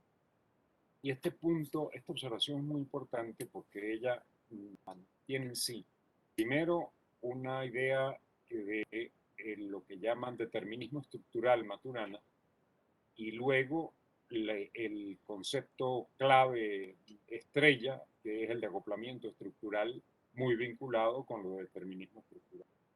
Y básicamente allí la idea es que hay una estructura que es afectada, es gatillada, como dice Maturana, por estímulos, por perturbaciones del ambiente. Pero esa estructura no responde a estímulos como si fuera un sistema de estos inmediatos de entrada y salida, sino que ella responde a su propia estructura, que puede ir siendo modificada en el tiempo por las perturbaciones. Esa es una idea, tal vez no es sencilla. Yo la he tratado de ilustrar. Permítame rápidamente mostrar una ilustración que he imaginado para eso. Supónganse que hay un grupo de personas que están encerradas, presas, en un cuarto cerrado y que están relacionadas entre sí y mantienen relaciones tal vez un poco tensas. Y supónganse que afuera de ese cuarto, tal como lo ve un observador externo, hay el ruido de la ciudad, suenan las bocinas de los automóviles, conversan las personas, etc. Hay una cantidad de sonidos que llegan a la habitación. Pero en la habitación los sonidos no se oyen como sonidos, sino se ven como imágenes. Es decir, hay algo allí que le colocaron en la habitación en el que cualquier tipo de sonido se presenta como una imagen. Las personas ven esas imágenes y se inquietan con las imágenes. Y entonces empiezan a ocurrir cierto tipo de dinámica social, de dinámica de grupo dentro de ese grupo, y tienen reacciones. Y esas reacciones son las reacciones de la dinámica del grupo ante lo que ellos están viendo, que son imágenes y no sonidos. Y entonces hacen algo. El observador externo podría creer que las personas adentro están viendo, están oyendo los sonidos y están reaccionando ante esos sonidos particulares, ante el ruido de esa bocina de carro o ante un grito de una persona. Y sin embargo, lo que realmente están haciendo es produciendo un efecto debido a la dinámica propia de su interior. En este caso, él dice de las conexiones nerviosas, ¿no? Es más que eso, por supuesto. Eso creo que ilustra la idea esa de determinismo estructural. Y dice, para cada organismo su historia de interacciones resulta en un camino específico de cambios estructurales que constituye una historia particular de transformación de una estructura inicial en la que el sistema nervioso participa ampliando el dominio de estados posibles. Y ahí hay un punto muy importante porque allí está una noción de historia que yo acostumbro a llamar historia ontológica, porque no es la historia que narra la sucesión de hechos y de formas políticas, etcétera, sino que narra el modo como se va presentando lo que se presenta al mismo tiempo, que va variando, que va cambiando, que no es fijo, que no es un escenario fijo. Entonces, esa historia de por la que pasa la estructura es la historia que va a permitir lo que va a llamar en un momento el acoplamiento estructural, que es el modo particular que en un momento dado se relaciona lo que desde afuera se ve como el organismo, el ser vivo y su ambiente, su nicho. Entonces leemos nos resultará aparente que las interacciones, mientras sean recurrentes entre unidad y medio, constituirán perturbaciones recíprocas. En estas interacciones, la estructura del medio solo gatilla los cambios estructurales de las unidades autopoyéticas, las unidades que se van generando a ellas mismas. No lo determina ni instruye, y viceversa para el medio. El resultado será una historia de mutuos cambios estructurales concordantes. Mientras no se desintegren, habrá acoplamiento estructural. Y allí esa es la noción de acoplamiento estructural, una noción fundamental, a mi modo de ver, en el pensamiento de Maturana, que lo hace llegar finalmente a su condición de biólogo, epistemólogo, ontólogo. Para ilustrar la noción de acoplamiento estructural, aparte de la metáfora que acabo de usar, imagínense lo siguiente. Un observador está viendo una cierta unidad biológica, un ser vivo, y está observando su comportamiento, que vamos a decir son las perturbaciones que van en un sentido, y observa las perturbaciones que un cierto medio implica o ejerce sobre ese observador, sobre esa unidad. De nuevo, esto es visto desde el punto de mira del observador, del biólogo.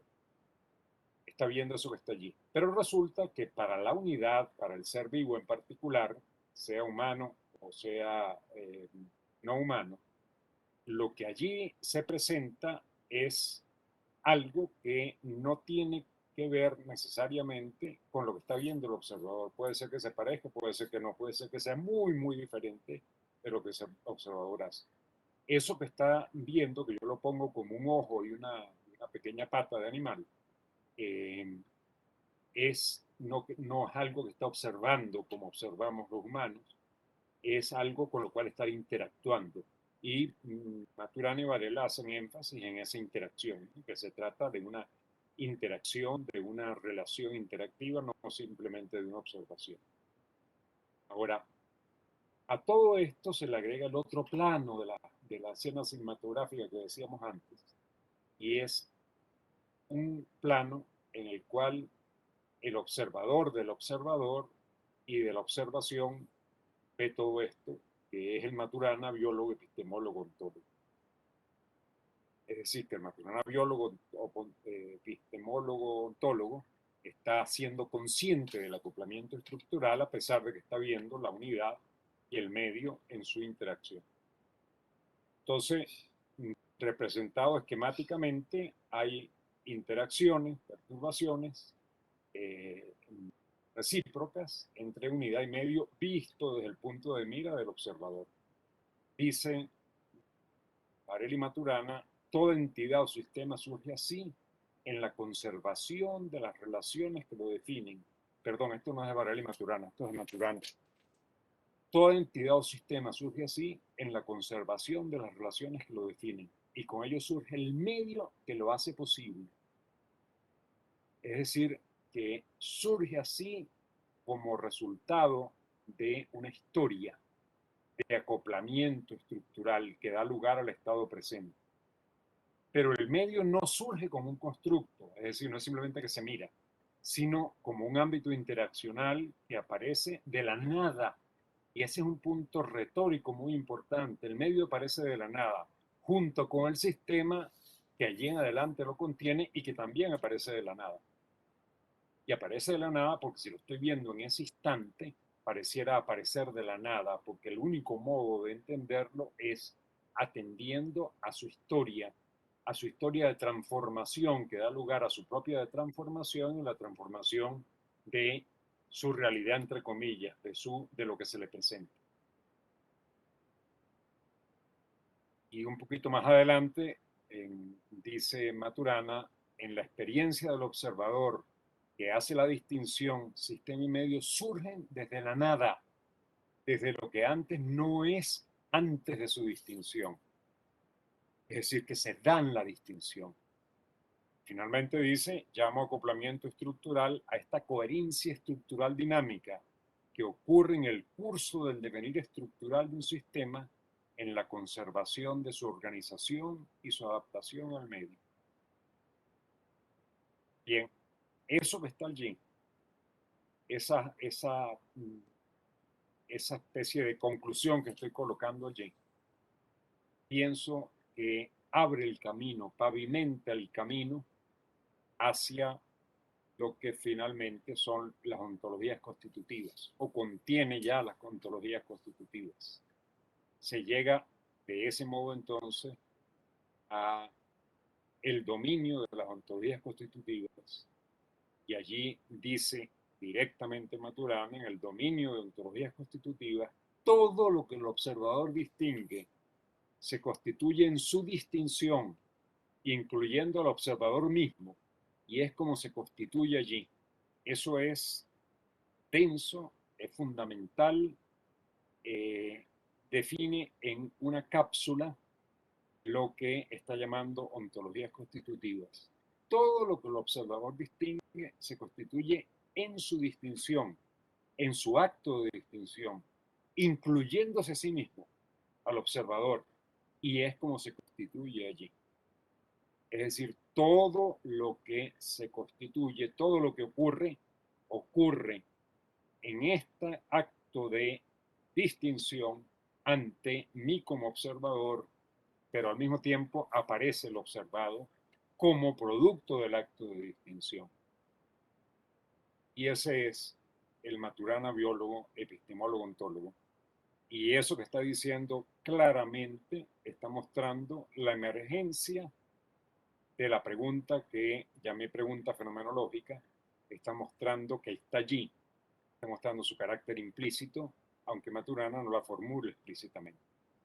Sí, pues, el Maturana, biólogo, epistemólogo, ontólogo, defiende las ontologías constitutivas y la profesa, dice profesarla, y las defiende radicalmente estas ontologías constitutivas, y rechaza lo que llama las ontologías trascendentales, es decir, las ontologías que están fundadas en la independencia ontológica, en la que no se entiende que lo que aparece, ya sea ante la vista, ante la mano o ante ambas, aparece en el acto de distinción y se constituye allí, igual que quien está observando, quien está presenciando ese acto.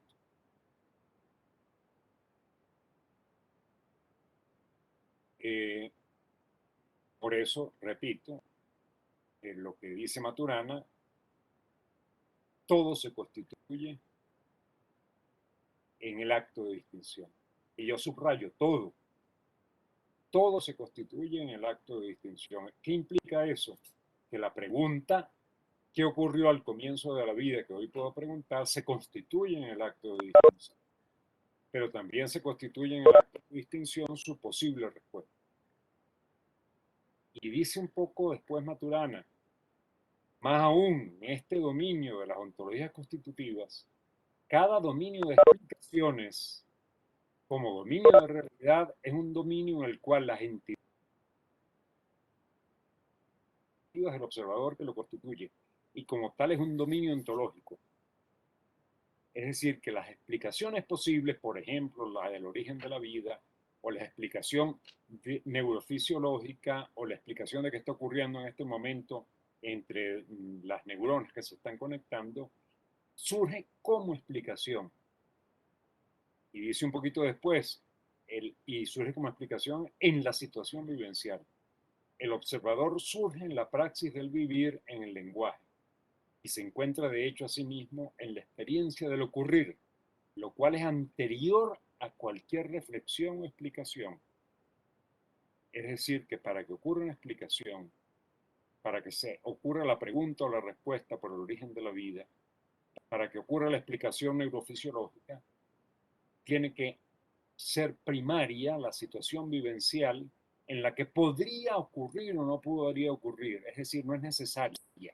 Y es lo que viene a continuación. Dice, las explicaciones ocurren en la praxis del vivir del observador y ellas son también experiencias, pero las explicaciones en cuanto a experiencias son experiencias de segundo orden, en el sentido de que ellas son reflexiones del observador en su praxis del vivir en el lenguaje acerca de su praxis del vivir.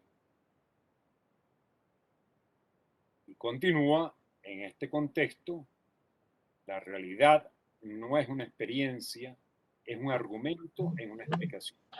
La realidad entendida aquí, pienso yo, en un sentido más realista, más materialista. Es decir, que cuando se acude a la realidad, como si la realidad estuviera allí independientemente de nosotros, es simplemente un argumento, una explicación. En otras palabras, la realidad surge como una proposición explicativa de nuestra experiencia de las coherencias operativas en nuestra vida cotidiana y técnica en la medida en que la vivimos.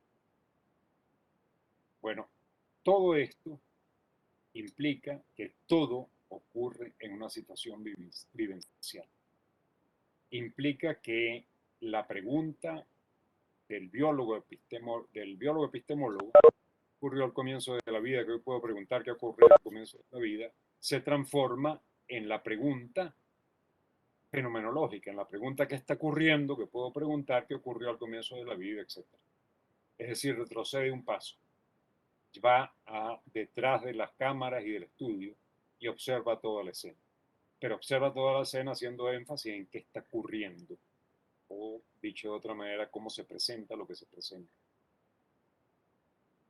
Ahora, si todo esto es así, si todo ocurre en una situación vivencial, la explicación y lo explicado ocurren en la situación vivencial. Tanto, el origen de la vida hace 3.000 millones de años, dice Maturana, antes de cualquier situación vivencial humana, solo ocurre ahora, en la situación vivencial de la observación en la que aparece la pregunta ¿qué ocurrió en el origen de la vida?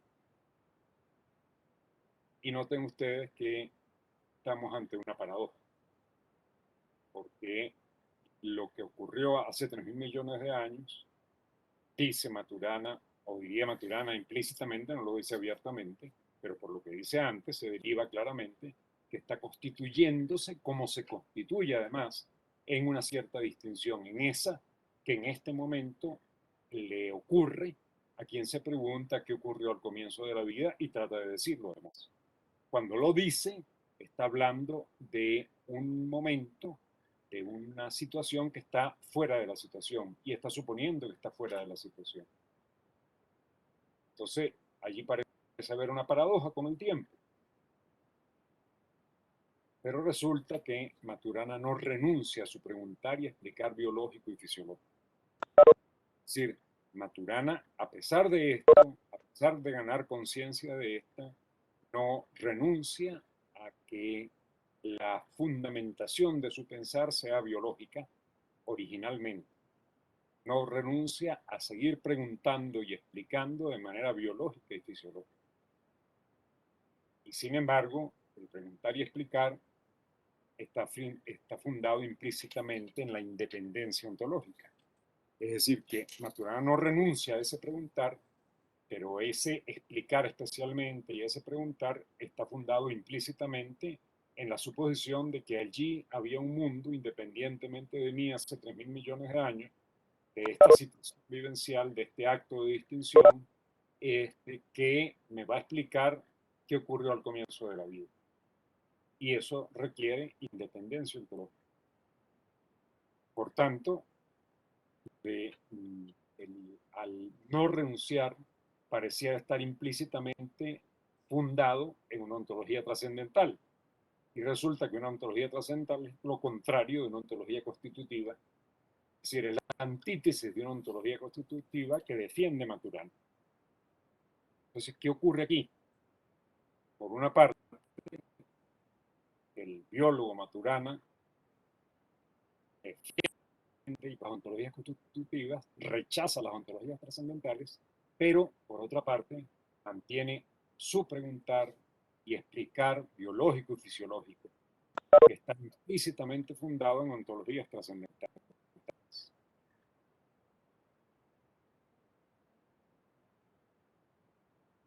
Maturana entonces mantiene su preguntar y explicar biológico y fisiológico. ¿Por qué? ¿Por qué lo mantiene? y vamos a tratar de interpretar, fundándonos en el devenir de su obra, la razón de ser de eso. Eso no lo dice Maturana con claridad, pero se puede extraer de la obra, se puede extraer como corolarios de la obra si uno la lee con atención, si la lee con mucha atención. Y entonces la hipótesis interpretativa que yo lanzaría es porque siente que debe mantenerse fiel al origen de su camino inquisitivo y a su condición biológica. Y quiero argumentar que lejos de ser eso un defecto, lejos de ser simplemente de significar que va a ser tachado de una vulgar contradicción, eso efectivamente se convierte en una antinomia, pero es un síntoma, a mi modo de ver, por excelencia de la originalidad y autenticidad de inquisitiva de Maturana. Y lo va a hacer, y realzo el problema, el aparente problema o la antinomia que hay allí, porque no simplemente se trata de una paradoja. Es decir, ¿cómo puede Maturana mantener su explicar biológico y fisiológico fundado en una ontología trascendental y al mismo tiempo defender y profesar una ontología constitutiva en contra de la trascendental? Es decir, ¿cómo hace Maturana para mantenerse fiel al origen de su camino inquisitivo y a su condición de biólogo? Y entonces Maturana de esa manera se enfrenta a una antinomia.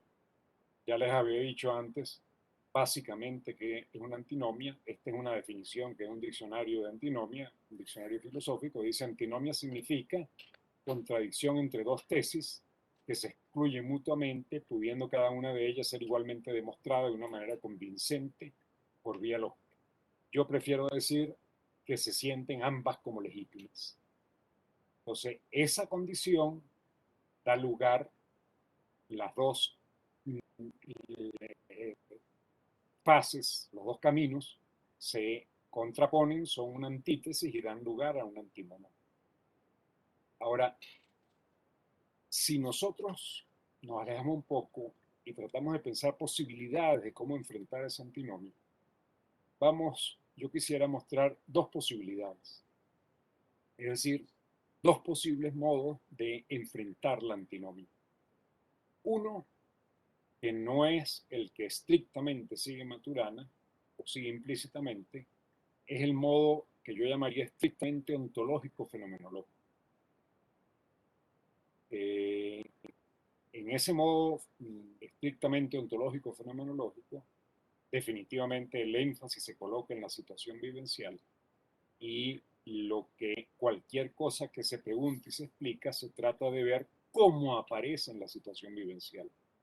Y en ese sentido, por ejemplo, todo lo que se refiere al origen de la vida, hace 3.000 millones de años, va a aparecer en la situación vivencial como una explicación, como dice Maturana, que lo dice explícitamente.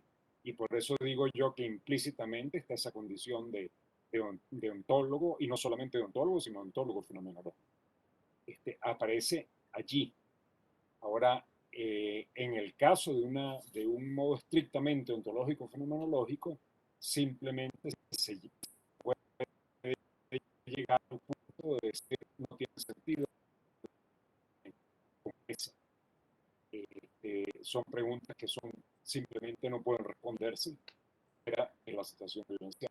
Pero el Maturana no toma ese camino. Para Maturana eso debilitaría el origen de su camino inquisitivo, y entonces él toma una especie de modo ecléctico, que podríamos pensarlo como un modo ecléctico que está fundado en su criterio de validación de las explicaciones científicas.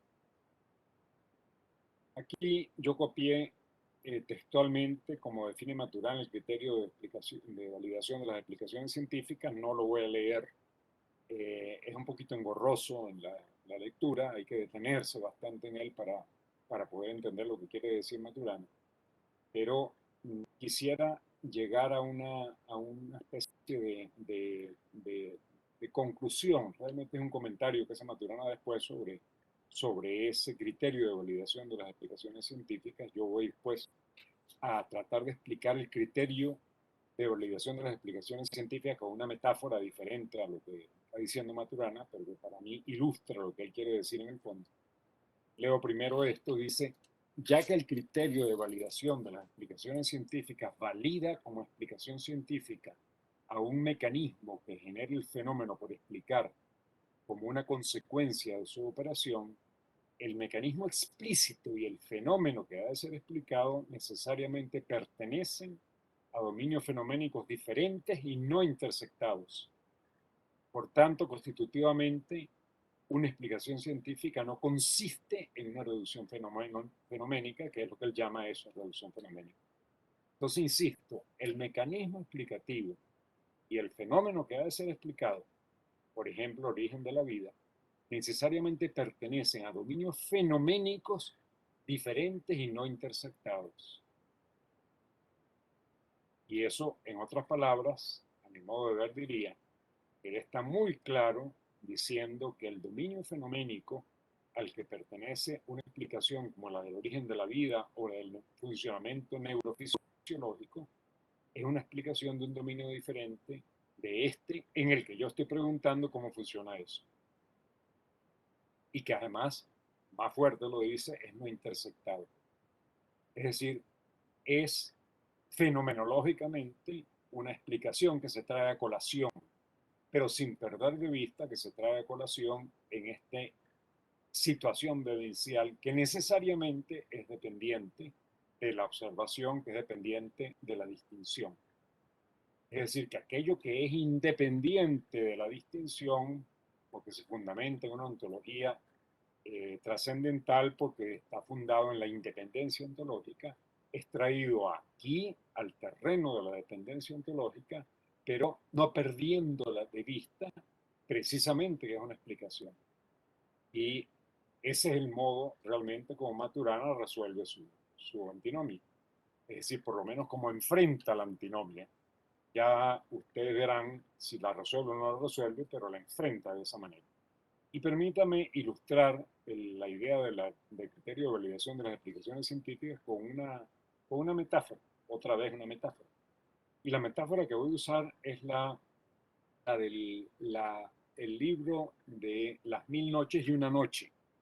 Antes lo llamaban Las Mil y una Noche, ahora lo traducen como Las Mil Noches y una Noche. Es el libro tan antiguo, anónimo, que tiene una particularidad.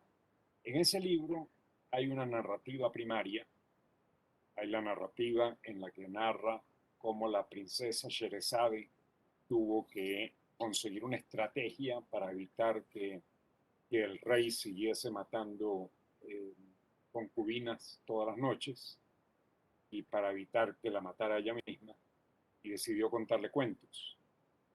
Y de esa manera lo entretenía y evitaba que la matara esa noche, pasaba la segunda noche y así sucesivamente. Ahora, dentro de la narrativa principal, que diríamos es el cuento donde aparece Sherazade y el príncipe y el rey, resulta que dentro de ese cuento hay otro cuento. Y en ese cuento cuenta lo que le pasó a un labrador con un asno. Pero resulta que dentro del cuento del labrador hay otro cuento más. Ese es un cuento dentro del cuento dentro del cuento. Y a veces la generación de cuentos que se da así llega a 5 y 6 generaciones. Es decir, que hay un cuento dentro del cuento, dentro del cuento, dentro del cuento, dentro del cuento, etc. Pero el lector y obviamente el escritor mantiene que se concentre en un cuento de tercer nivel, no olvida que es un cuento de tercer nivel y puede regresar al cuento de segundo nivel y finalmente al cuento de primer nivel. Bueno, el criterio de validación de las explicaciones científicas, a mi modo de ver, en el fondo, lo que está diciendo es, no olvidemos que estamos en cuentos dentro de cuentos y que podemos regresar al cuento del primer nivel. ¿Y qué quiere decir regresar al cuento del primer nivel? Regresar a lo que llamé la cáscara externa de la pregunta emergente e implícita de Maturana. Bueno, ¿Qué significa eso? Estamos llegando ya al fin de mi argumento. El camino inquisitivo de Maturana tiene un inicio que marca el camino y el caminar. Y Maturana se mantiene fiel a su inicio, a su camino y a su caminar. Y podríamos preguntarnos por qué se mantiene fiel a ese inicio, por qué necesita mantenerse de ese modo.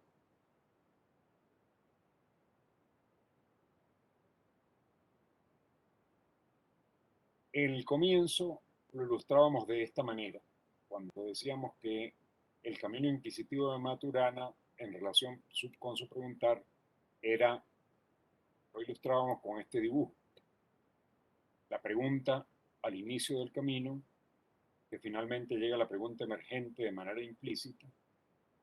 Decíamos luego a lo largo de nuestro argumento que allí se constituye una antinomia, ese camino inquisitivo, eso que estoy dibujando ahí es el camino inquisitivo dialéctico seguido por Maturana. Y entonces, a lo largo de todo esto nos preguntamos, bueno, ¿logra Maturana resolver su antinomia y con su criterio de validación de explicaciones científicas? Maturana, decía, se mantiene fiel a su camino. ¿Por qué la testarudez de mantenerse fiel a su camino? ¿Por qué no abandonar simplemente la condición biológica y hacerse ontólogo y entonces ejercer con plenitud lo que está diciendo con su criterio de validación de explicaciones científicas? Porque Maturana sabe, yo diría gracias a su sabiduría, sabe que él es su camino. Es decir, sabe que lo que cada uno de nosotros es lo que ha sido. Sabe que no puede renunciar a su camino.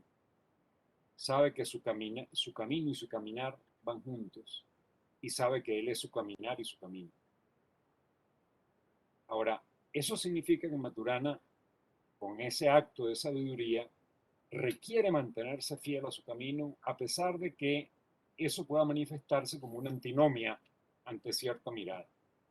Por eso digo, poco importa.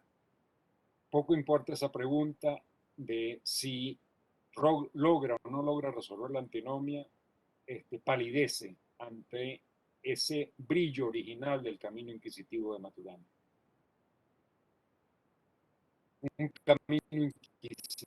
Un camino ontológico de constitución de cada estado particular de su acoplamiento estructural. Y yo digo, ese acto de sabiduría está unido a su noción de acoplamiento estructural. Sabe muy bien que su acoplamiento estructural en un presente cualquiera es el acoplamiento que fue posible gracias a su historia, y su historia es su camino. Es decir, que su pensar se siente fiel al camino porque él es su camino. Y de esa manera vemos entonces que por una parte, la brillante transformación recursiva entre su pregunta y él mismo, y la fidelidad al camino que constituye la transformación, da lugar a una tensión dialéctica. Es decir, una tensión dialéctica del pensar que se constituye en antinomia. Ahora, esa tensión dialéctica, y debo insistir en esto, es vida de pensamiento, ¿sí? Es fuerza que hace pensar, es, a mi modo de ver, cualidad, es originalidad, es donde yo creo que se puede ver de manera más nítida el brillo del pensamiento de Maturana, la originalidad del pensamiento de Maturana. Y de esa manera entonces yo quisiera finalizar regresando al epígrafe con el que inicié esta charla. Y les recuerdo, por una parte, la cita de Heidegger, el preguntar es la sublimación del pensamiento, el preguntar de Maturana es su sublimación, preguntar de Maturana es su guía, y esa clara conciencia de Maturana de que somos lo que hemos sido y que lo hace mantener fiel a su camino. Muy bien, con eso termino mi exposición. Ojalá si pudiéramos tener intervenciones, preguntas, comentarios, etc. Matura, Sí, por acá. Alejandro tiene la pregunta.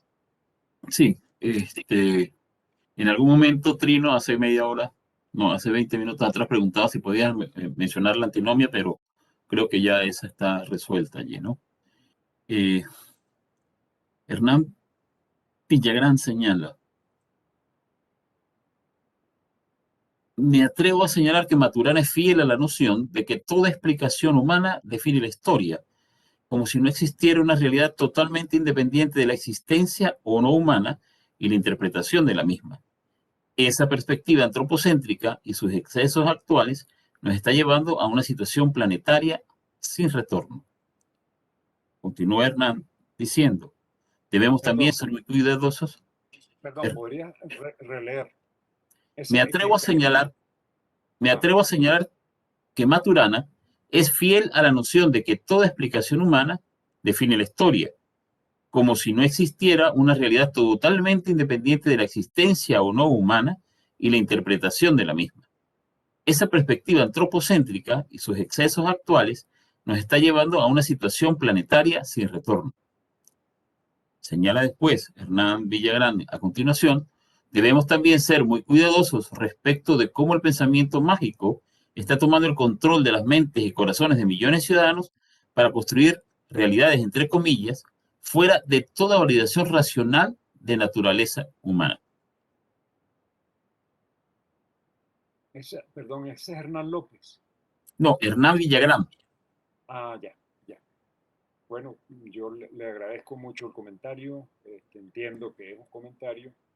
Realmente no entiendo muy bien la primera parte, ¿no? Le quisiera pedir que me explicara bien la primera parte. Si él está diciendo eso como profesado, dicho por Maturana, y que tiene la consecuencia nefasta que él dice, o que Maturana lo anuncia, lo denuncia.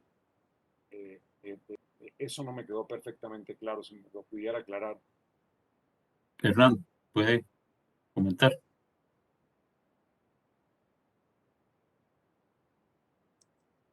¿Hernán está? Sí, está. Sí, sí estoy. Hola, estaba poniéndome el equipo. Voy a iniciar el video también para que me vean. Buenas tardes, don Ramsés. Eh, Entonces mi pregunta, lo que pretendo hacer es que plantee Hay cómo problemas con... No se te eventualmente, entiende bien, Hernán. Si puedes empezar de nuevo, porque no se te entendió bien al comienzo. ahí voy a, ¿se me escucha ahora? ¿Se escucha ahora? Sí, ¿Se me escucha bien o no? sí. Sí, estoy usando los micrófonos, sí el sistema está bien. Ya, me escucha, si hay problema me indican. Yo, como le decía a don Ramsés, he escuchado con atención su presentación y entonces tiene que ver con la antimonia que usted plantea. Y entonces, la pregunta tiene que ver también, yo soy físico de formación, entonces yo me di cuenta hace rato de que el doctor Maturana introducía la variable tiempo en la gran macro pregunta y en un proceso evolutivo endógeno a sí mismo, como observador también. Entonces, la frase que me pareció fuerte fue una de las cosas que usted leyó donde Maturana habría indicado que el hecho de que la vida apareciera hace más de 3.000 millones de años atrás era un hecho real, concreto, porque éramos nosotros capaces de identificarlo dentro de nuestro proceso de conocimiento o dentro de nuestra capacidad epistemológica de darle una explicación racional a esa verdad. En tanto cuanto si no había humanos, no hubieran humanos, entonces no habría esa realidad de que la vida comenzó hace 3.000 millones de años atrás. Entonces uno tiene el derecho a preguntarse también como científico, es decir, supongamos que nunca no hubiesen golpeado el asteroide hace 600 millones de años atrás y la evolución no hubiese seguido a través de los procesos de los dinosaurios y otras cosas. ¿Hay o no realidad? ¿Hay o no que la vida realmente empezó hace 3.000 millones de años atrás? o es sujeto a interpretación humana. Y es ahí donde yo hablo de que parece que toda la realidad fenomenológica del universo está solamente definida por la capacidad ontológica del ser humano para entender parte de esa realidad y definirla en un proceso histórico. O sea, la historia está definida por lo que sabemos o no sabemos. Es algo parecido a lo que escribió este economista de Harvard, no, de Princeton, que dijo que el fin de la historia, más o menos, era porque el capitalismo lo llevamos a una visión económica, era el que ya había detenido el proceso histórico en sí mismo. Y sabemos todos nosotros que la economía, ya sea de un lado o de otro, es una invención humana. Entonces estamos como cayendo en el mismo tipo de escribir la historia a partir de lo que nosotros somos capaces de entender. Porque hace 3.000 millones de años atrás las leyes de la física eran las mismas que ahora. Y la verdad es que hay muchos seres vivos que entienden más física, parece, que muchos ciudadanos que andan en la calle en estos momentos. La entienden en un sentido de comportamiento o de, por ejemplo, y no me quiero alargar más, nosotros sabemos que el cerebro de una ballena es más complejo en la interpretación de la realidad que la del humano en ciertos componentes. Ellos pueden ser capaces de interpretar información acústica. De hecho, los cachalotes tienen una gran estructura de grasa en su frente para poder recibir las ondas. Son verdaderos submarinos de altas capacidades para escuchar el sonido del mar. Por lo tanto, ellos tienen una capacidad de procesar esa información que los humanos no la tenemos. Entonces, esa es mi observación principal. Me parece fuerte. El universo va a evolucionar sin o con nosotros. Y ahí es donde parece que, y por eso lo lleva a la realidad planetaria, porque parece que muchas millones o miles de millones de ciudadanos creen que esto ya está todo dado, o sea, está todo definido, que no va a pasar nada, que no estamos evolucionando, que el sol sale porque Dios dijo que tenía que salir porque nosotros somos el centro mismo de toda la realidad, cuando eso es totalmente falseable desde el punto de vista científico. Entonces, por eso va mi pregunta, don, si usted pudiera referirse a ese punto, si es que le aclaro también mi preocupación. Muchísimas Gracias. gracias, muy amable, don Hernán. Este, sí, yo lo que diría muy brevemente es que Maturana diría como usted, por una parte, el universo va a evolucionar de tal o cual manera, o evolucionar de tal o cual manera, con o sin nosotros.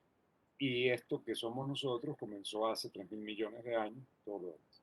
Y él considera que es legítimo decir eso, lo cree, lo considera válido, pero al mismo tiempo sabe que eso es una explicación.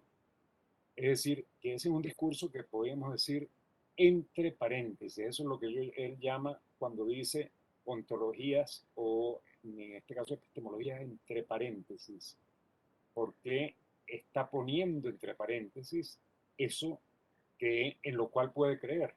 Es decir, que al mismo tiempo puede creer eso, pero saber que eso se está constituyendo en una distinción, en una situación vital actual.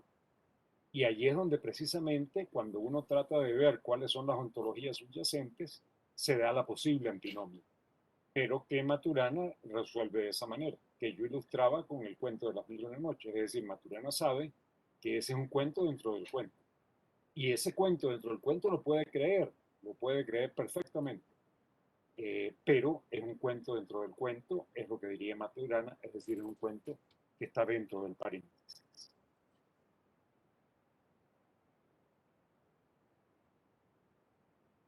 Y de nuevo, muchas gracias, don Hernán. Gracias. Trino Baptista señala, pide que denuncie formalmente la antinomia que había esbozado en la presentación, que la formule, que la anuncie formalmente, dice Trino Baptista. Y además pregunta si Maturana estará siendo fiel al ideal de la etología del siglo XX, que buscaba un lenguaje común entre las ciencias naturales y humanísticas. Sí, no sé si Hernán podrá apagar su cámara de manera tal Sí, que sí, pueda- sí, no se preocupe. Muchísimas gracias. Ahí estamos, gracias. Bueno, la antinomia básicamente se da en la creencia y la defensa de que todo se constituye en la distinción, en el acto de distinción, incluyendo lo que sintamos, pensemos, etcétera, que es el observador en un momento dado y la observación. Allí se constituye todo. Ahora, si allí se constituye todo, por otra parte, se dice que hace 3.000 millones ocurrió tal cosa, o se dice que, como decía Hernán, que independientemente de que estemos aquí o no, el universo va a seguir su curso. Eso al mismo tiempo se piensa que es así, es decir, se piensa que eso es válido. Y ambas se mantienen como válidas, y para resolverlo, entonces Maturana emplea su criterio de validación de las explicaciones científicas que yo ilustraba con el cuento de las 1000 noches y una noche, es decir, como le decía en este momento a Hernán, mantiene entre paréntesis la explicación sobre el origen de la vida, sabiendo que se constituye en la distinción. Ese es esa es la antinomia, pienso, y ese es el modo como la resuelve. Y perdón, había otra parte de la pregunta. Alejandro.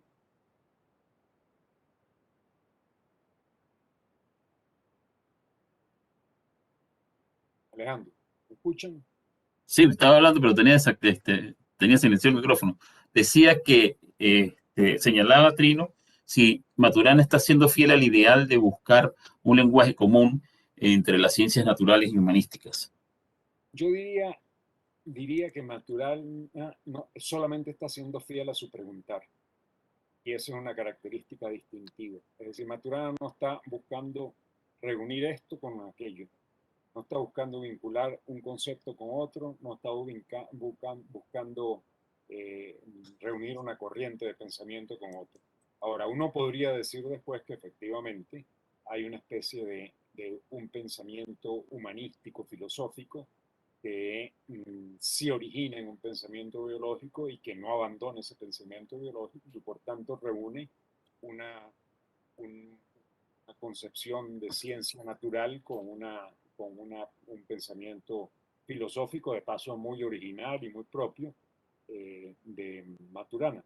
Pero eso no es lo que él busca, a mi modo de ver. Él simplemente está guiado por su voluntad. Bien, creo que terminamos por acá. Tengo una pregunta final de Samuel Acuña que quiere formular una pregunta. Samuel, si está, por favor, breve. Hola, Gracias. sí, ¿me escuchan bien? Sí. Sí. Hola, profesor, nuevamente. Hola, saludos. Saludos. Tengo un alcance, bueno, cuando escuchaba su presentación, cada vez me recordaba más, bueno, me interesa mucho sobre el método fenomenológico.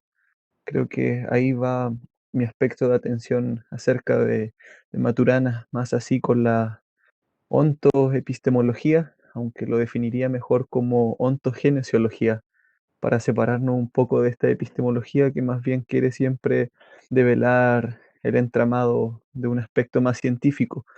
Bueno, pensaba mucho en Edmund Husserl cuando usted seguía su discurso y sobre todo cuando mencionaba que qué es lo que hace que Maturana siga en su camino, o sea, que vuelva siempre al retorno, a lo biólogo que fue, ¿cierto?, a sus investigaciones.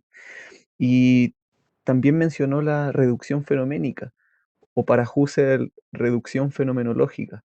Entonces, en ese sentido, pienso que después de estudiar al segundo Husserl, me di cuenta que sale, ¿cierto?, del sujeto, sale un poco del solipsismo que se le acusa en una primera lectura a Husserl, y creo que Maturana entiende la reducción fenomenológica allá con la idea de la fenomenología, donde Husserl define la fenomenología trascendental como lo trascendente en esa perspectiva de que no desconoce que lo que está fuera de su reducción es conocimiento puro y que sigue trascendiendo para la vida.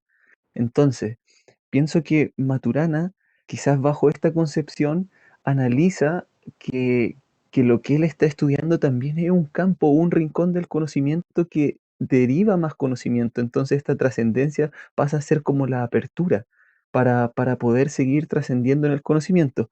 Entonces mi pregunta era, en un momento usted habla de la ontología constitutiva, que también me recuerda a los correlatos constitutivos que menciona Husserl en parte de su obra, donde el objeto enfrentado ya está, digámoslo así, tiene su correlato previo antes de este enfrentamiento, hasta la misma espera que menciona Heidegger en Ser y Tiempo.